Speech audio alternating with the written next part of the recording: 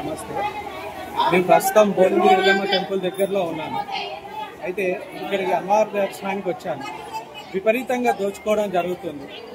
ఏమనగా ఓడి బియ్యం వస్తే 500, బోనం పెడితే 500. మరి ఇక్కడ రిసిప్ట్ ఏమైనా ఇస్తారా అంటే రిసిప్ట్ లేదు. కమిటీ వాళ్ళే వసూలు చేస్తున్నా అని చెప్తున్నారు. మరి స్థానిక గౌరవనీయులైన ఎమ్మెల్యే గారు దీన్ని పట్టించుకోవాలి. మళ్ళీ దేవస్థానం అయిన ఇన్ఛార్జ్ అయిన గారు దీన్ని దృష్టికి తీసుకెళ్తున్నాను.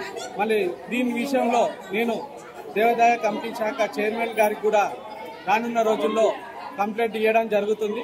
మరి ఇంత విడిగా ఇంతగానో దోచుకోవడం కూడా కరెక్ట్ కాదు. ఉన్నోళ్ళు వస్తుంటారు, లేనోళ్ళు వస్తుంటారు. వాళ్ళ దగ్గర చూసి తీసుకోవాలి. లేదంటే లేదు మేము పెట్టాము అని బాజాప్గా చెప్పడం జరుగుతుంది ఇక్కడ. మరి ఇది ఎంతవరకు సమావేశం అనేది తెలుసుకోవాలి.